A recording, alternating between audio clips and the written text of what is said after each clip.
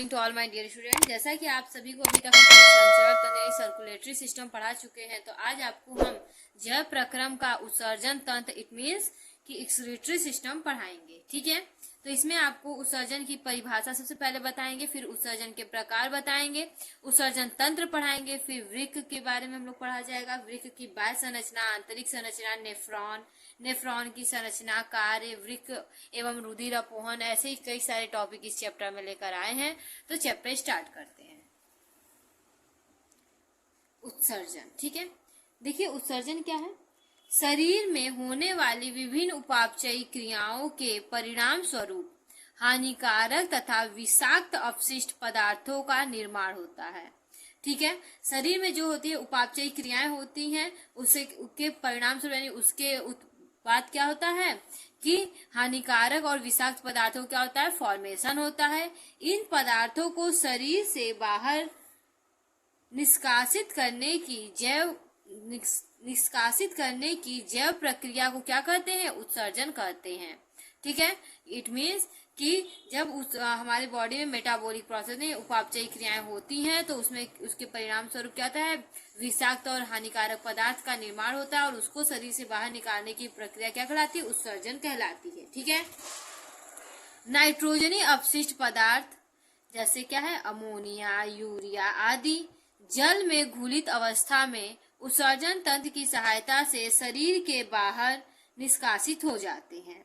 तो जो ammonia, urea ये सभी क्या होता है, नाइट्रोजन अपशिष्ट पदार्थ है, ये जल में घुल कर क्या होता है, शरीर से बाहर निकल जाते हैं। उत्सर्जन के प्रकार, टाइप्स ऑफ एक्सक्रीशन। जंतुओं में उत्सर्जी पदार्थ विभिन्न प्रकार के होते हैं। जंतुओं में क्या होता है, उत्सर्जी पदार्थ अलग अलग प्रकार के होते हैं। उत्सर्जी पदार्थ के आधार पर उत्सर्जन निम्नलिखित 4 प्रकार के होते हैं। उत्सर्जी पदार्थ जो होता है उसके आधार पर अगर हम उत्सर्जन की बात करें, कितने प्रकार होते हैं, 4 प्रकार के होते हैं। पहला अमीनो अम्ल उत्सर्जन, ठीक है, जिसे अमीनोटेलिज्म बोलते हैं। दूसरा है अमोनिया उत्सर्जन, जिसे अमोनोटेलिज्म बोलते हैं। तीसरा है यूरिया उत्सर्जन, जिसे यूरिकोटेलिज्म बोलते हैं। यूरिक अम्ल उत्सर्जन, जिसे यूरिकोटेलिज्म बोलते हैं। ठीक है, ठीक है, देखिए यूरियोटेलिज्म और यूरिकोटेलिज्म, इन दोनों में डिफरेंस जरूर याद रखिएगा ना। यूरिकोटेलिज्म का मतलब होता है यूरिया उत्सर्जन, ठीक है, ये याद रखिएगा। अमोनो अम्ल उत्सर्जन, ठीक है, अब ये पढ़ेंगे अमीनो अम्ल उत्सर्जन पढ़ेंगे।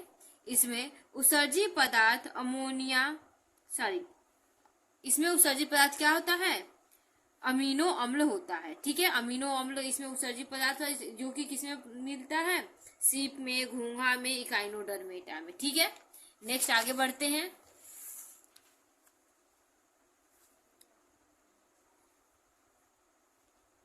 अमोनिया उत्सर्जन, ठीक है, अमोनिया उत्सर्जन पढ़ेंगे। इसमें नाइट्रोजन का उत्सर्जन मुख्यतः अमोनिया के रूप में होता है। इसमें क्या होता है, नाइट्रोजन का उत्सर्जन किसके रूप में होता है, अमोनिया के रूप में होता है।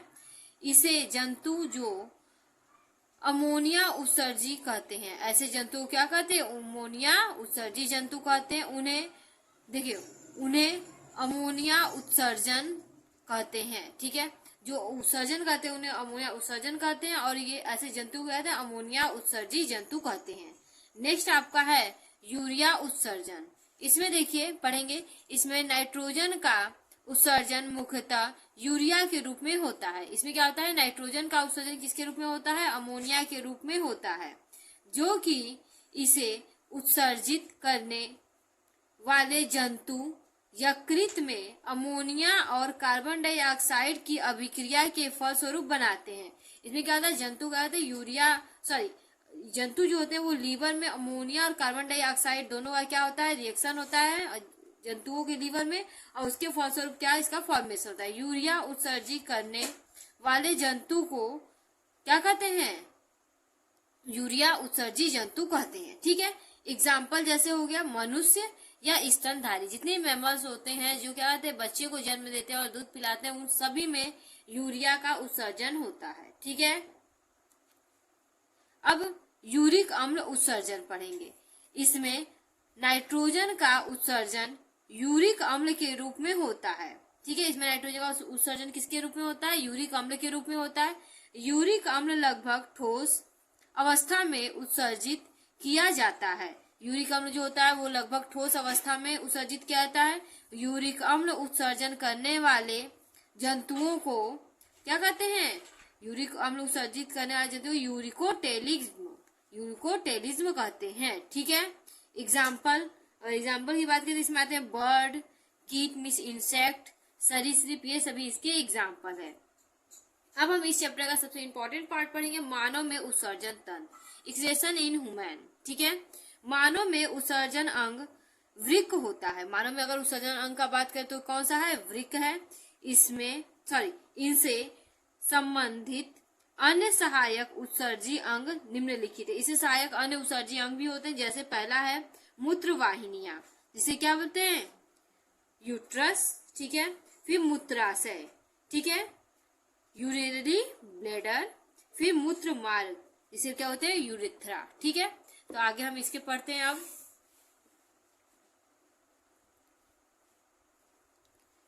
वृक्क कशेरुकी प्राणियों में मुख्य उत्सर्जी अंग है। अगर वृक्क की बात करें, ये वृक्क का संरचना है बेटा, पूरे उत्सर्जन तंत्र का संरचना है। इसमें ये वृक्क की संरचना का भी डिटेल हम लोग देखेंगे। तो मेन क्या है? एक्सक्रीटरी सिस्टम में मेन पार्ट है क्या? वृक्क। ठीक है, तो अब वृक्क यानी किडनी की बात करेंगे।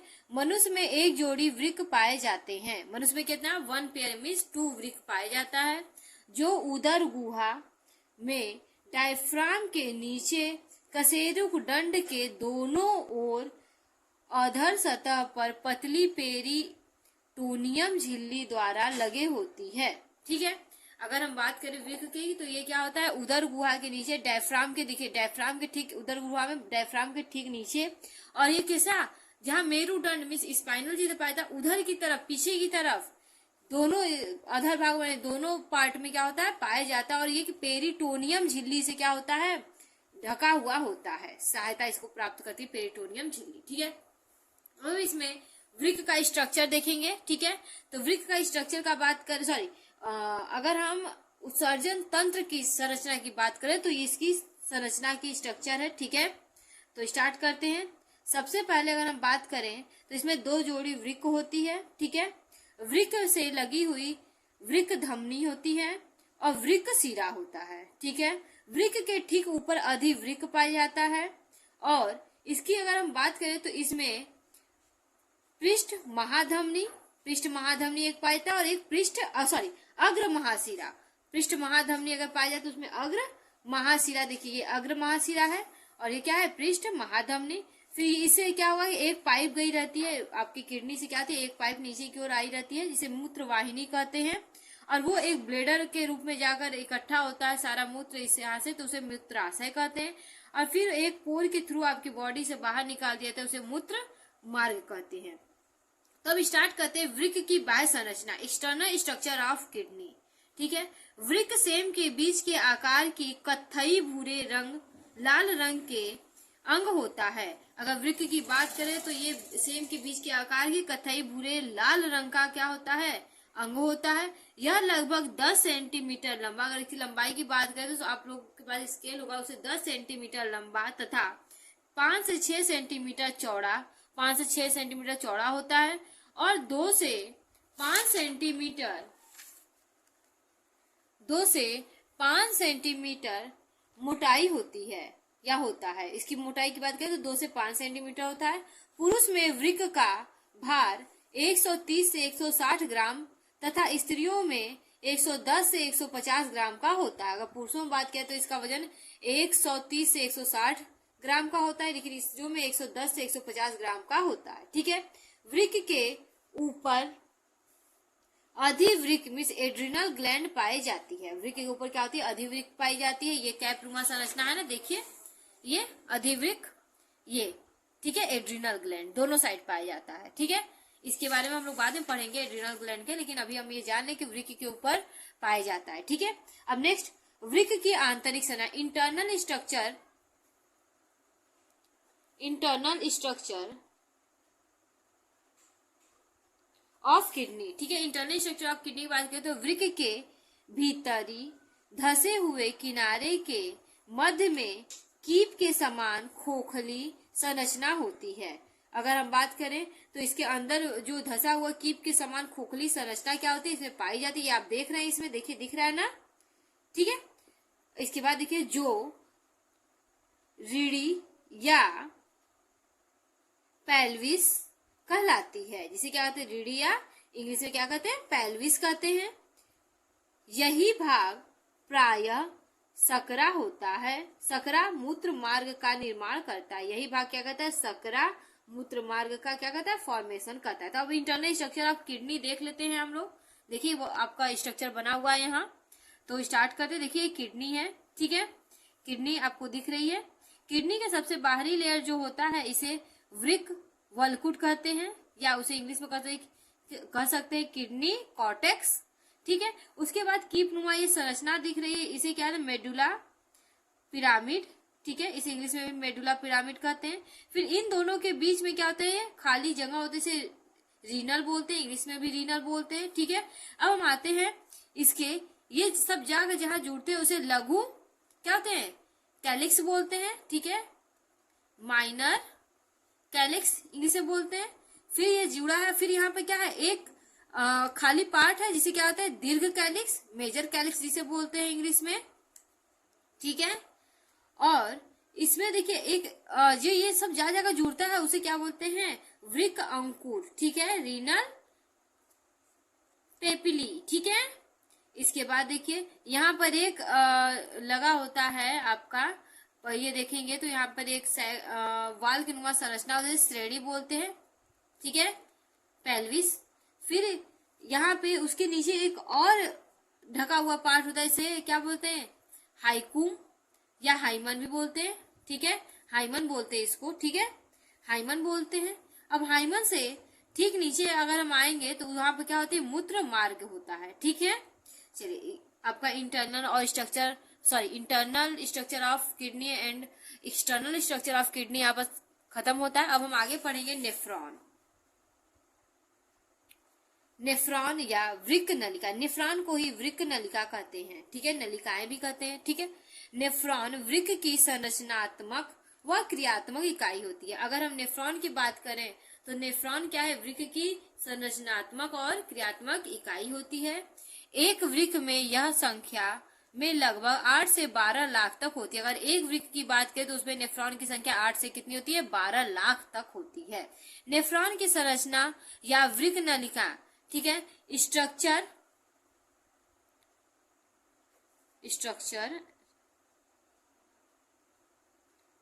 ऑफ नेफ्रॉन या urine ferrous tubule, urinary ferrous tubules, ठीक है। तो इसमें पढ़ते हैं, प्रत्येक वृक्क में लगभग 8 से 12 लाख महीन लंबी व कुंडलित वृक्क नलिकाएं या नेफ्रॉन पाई जाती हैं। 8 से 12 लाख बहुत महीन कुंडलित मीन्स कॉम्प्लेक्स स्ट्रक्चर में, ठीक है, नेफ्रॉन पाई जाती हैं। नेफ्रॉन वृक्क की संरचनात्मक व क्रियात्मक इकाई होती है, ठीक है, यानी कि उसी से मिलकर वो क्या होता है, वृक्क बना होता है।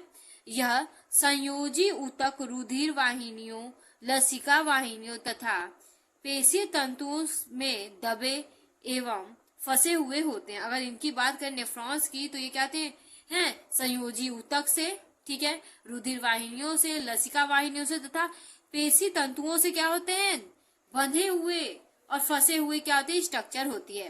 प्रत्येक नेफ्रॉन में निम्नलिखित संरचनाएं पाई जाती है। अगर नेफ्रॉन की बात करें उसमें बहुत सारी संरचनाएं पाई जाती है, तो उसका हम सीरियल वाइज नंबरिंग देखते हैं। पहला होता है बोमेन संपुट, ठीक है, बोमेन संपुट होता है पहला। उसके आगे देखेंगे तो कोशिका गुच्छ होता है। उसके बाद देखेंगे समीपस्थ कुंडलित नलिका होती है, फिर हेनले लूप, फिर दूरस्थ कुंडलित नलिका होती है। फिर उसके बाद अगर हम देखेंगे तो मूत्र संग्रह नलिका होती है, जहाँ पर मूत्र जाकर क्या होता है, इकट्ठा होता है। तो आगे हम पढ़ते हैं इसका स्ट्रक्चर ऑफ नेफ्रॉन। ये बहुत ही इंपॉर्टेंट टॉपिक है। हर साल लगभग स्ट्रक्चर ऑफ नेफ्रॉन से 4 मार्क्स का यानी 4 मार्क्स का क्वेश्चन पूछा जाता है। तो ये स्ट्रक्चर आप लोग देख लीजिए। सबसे पहले हमने बताया था बोमेन संपुट होता है, देखिए बोमेन संपुट है ये, ठीक है। फिर इसके बाद क्या होती है, रुधिर कोशिका गुच्छ, देखिए ये रुधिर कोशिका गुच्छ है ये स्ट्रक्चर में, देखिए यहाँ पे ना। फिर उसके बाद देखिए समीपस्थ कुंडलित नलिका, समीपस्थ यानी इसके पास वाली सबसे कुंडलित नलिका ये है। फिर वो कहा जाएगी अवरोही नलिका यानी अवरोही नलिका जाएगी, फिर हेनले लूप, फिर आरोही नलिका, फिर दूरस्थ कुंडलित नलिका आता है बेटा, फिर उसके बाद संग्रह नलिका। संग्रह नलिका में छोटे छोटे पिरामिड नुमा संरचना निकले होते हैं, इसे पिरामिड कहते हैं। फिर यहाँ जाकर मूत्र आगे पास होता है और ऐसे 8 से 12 लाख नेफ्रॉन से गुजर कर फिर क्या होता है, यूरिया का हमारा यूरिन का फॉर्मेशन होता है, जो बॉडी से क्या होता है, बाहर निकलता है। ठीक है, वृक्क के कार्य, फंक्शन ऑफ किडनी अब पढ़ेंगे हम।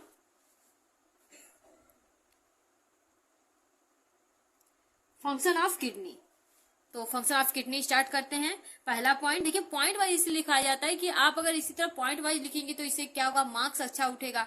क्योंकि इससे देखिए आपको कोई भी जब पढ़ेगा तो उसको क्लियरिटी रहेगी कि नहीं ये पॉइंट वाइज लिखा है, उसके साथ ही सफाई, राइटिंग में सफाई दिखेगी। इसलिए हम क्या करते हैं, पॉइंट वाइज ही आप लोगों को स्टडी करवाते हैं।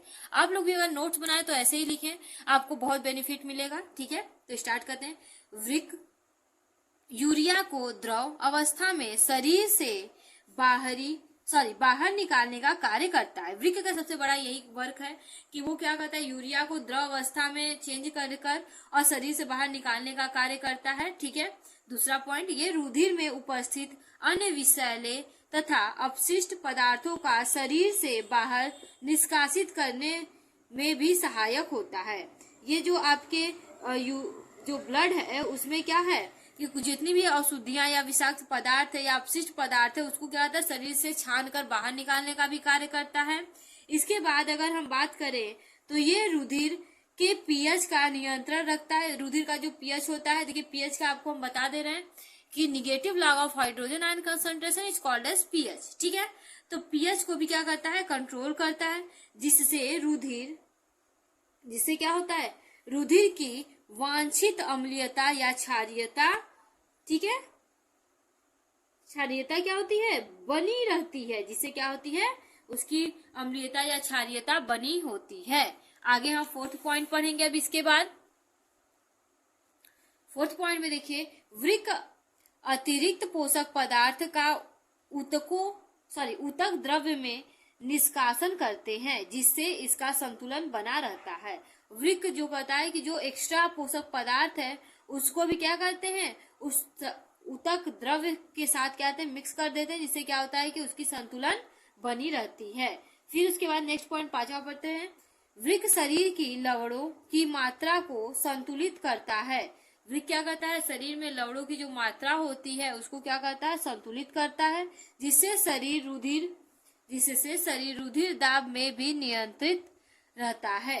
ठीक है, जिससे क्या होता है, शरीर का ब्लड प्रेशर क्या होता है, कंट्रोल रहता है। लास्ट पॉइंट देखते हैं बेटा, भ्रूणी अवस्था में वृक्क आरबीसी का निर्माण करता है। भ्रूणी अवस्था ने इन एम्ब्रियोनिक स्टेज, जब आप पेट में रहते हो या फिर कोई बच्चा जब पेट में रहता है 9 मंथ, तो उस समय आरबीसी का फॉर्मेशन किसमें होता है, वृक्क में होता है। ठीक है, अब नेक्स्ट पढ़ेंगे वृक्क या रुधिर अपोहन। ठीक है, चलिए इसमें स्टार्ट करते हैं। रुधिर में एकत्रित व्यर्थ उत्सर्जी पदार्थों को कृत्रिम वृक्क की सहायता से पृथक करने को रुधिर अपोहन कहते हैं। देखिए आपके रुधिर में जो भी अपशिष्ट पदार्थ है उसको क्या कहे, आपकी किडनी के थ्रू न छान करके उसको क्या कहे, कृत्रिम रूप से अगर छाना जाए या पृथक किया जाए तो उसे क्या कहते हैं, उसी को अपोहन कहते हैं। ठीक है, उत्तर जीविता के लिए वृक्क जैव अंग है। अगर हम जीवन के लिए बात करें तो वृक्क बहुत जरूरी है, वो एक जैविक अंग है। कई कारक जैसे संक्रमण, आघात या वृक्क में स्थिरता आ जाता है। ठीक है, बहुत सारे ऐसे प्रॉब्लम क्रिएट होते हैं जिसमें क्या होता है, वृक्क में स्थिरता आ जाती है या आघात में चोट लग जाए या कोई संक्रमण हो जाए, इसके कारण वृक्क की क्रियाशीलता को कम कर देता है। इसके बाद क्या होता है, वृक्क की जो क्रियाशीलता होती है यानी वर्क करने का वो जो कैपेबिलिटी होता है वो क्या होता है, कम हो जाता है, जिससे शरीर में विषैले अपशिष्ट पदार्थ संचित हो जाते हैं। जिससे शरीर में क्या होता है, विषैले, अब जब किडनी वर्क नहीं कर रही है, नहीं छान रही है, तो क्या होगा, उसमें रुधिर में विषैले पदार्थ क्या होंगे, संचित होने लगते हैं, जिससे मृत्यु भी हो जाती है। जिसे अब हमेशा होते जा रहा है, एक टाइम ऐसा आएगा कि आपका क्या ब्लड प्रेशर बहुत अधिक हो जाएगा, आपको बहुत प्रकार की बीमारी हो जाएगी और इंसान क्या होगी, मृत्यु हो जाएगी। अपोहन मशीन को कृत्रिम वृक्क भी कहते हैं। अपोहन मशीन जो होता है फिल्टर करने वाला रुधिर को, उसे क्या कहते हैं? कृत्रिम वृक्क भी कहते हैं।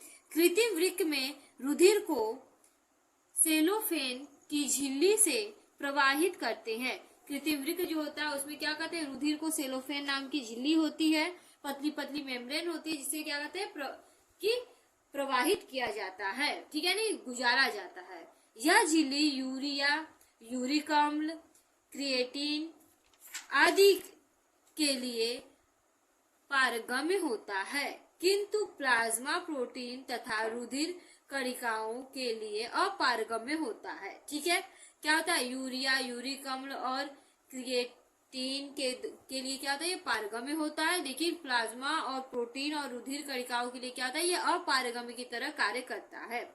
शुद्ध किए गए रुधिर को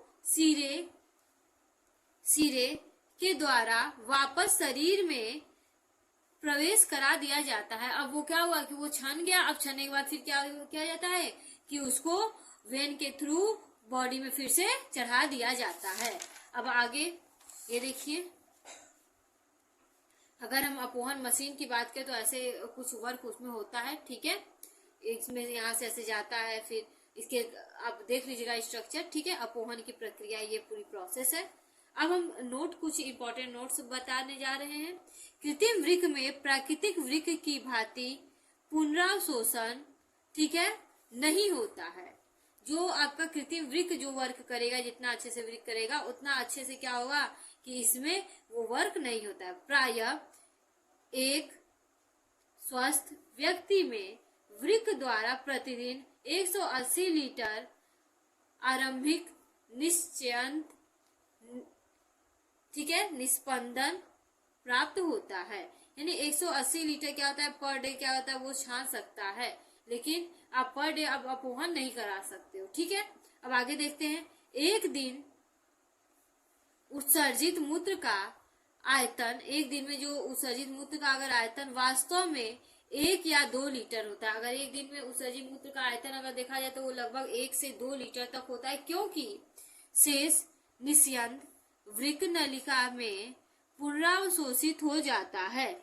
शेष जो होता है वो क्या होता है कि वृक्क नलिकाओं में पुनरावशोषित हो जाता है। ठीक है, कृत्रिम वृक्क में यह नहीं होता है, कृत्रिम वृक्क में ये प्रोसेस नहीं होता है। ठीक है, अब इसके आगे हम पढ़ेंगे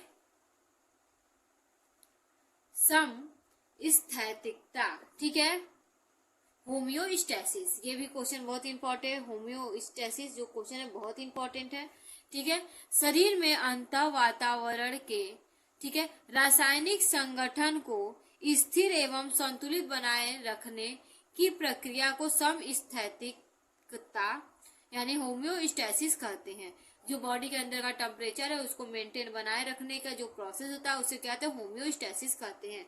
अगर हम एग्जाम्पल की बात करें तो मानव शरीर में ताप नियंत्रण पाए जाते हैं। ठीक है, ताप नियंत्रण क्या होता है उसमें पाए जाते हैं, जो शरीर के आंतरिक तापमान को स्थिर रखता है। जो शरीर का आंतरिक तापमान होता है, टेम्परेचर होता है, उसको क्या होता है कि स्थिर रखने का कार्य करता है। जैसे शरीर का अगर तापमान का बात करें तो 37 डिग्री सेल्सियस होता है। ठीक है, अब एक नोट देखिए, समस्थैतिकता यानी होम्योस्टैसिस शब्द, ठीक है, वाल्टन कैनन, ठीक है, वाल्टन कैनन ने 1932 ईस्वी में दिया था। ठीक है, 1932 ईस्वी में क्या वाल्टन कैनन ने होम्योस्टैसिस जो ये है उसको, ये शब्द और ये प्रोसेस को उन्होंने खोजा था। ठीक है, अब नेक्स्ट वीडियो में हम पढ़ेंगे पादपों में उत्सर्जन। Okay, thank you.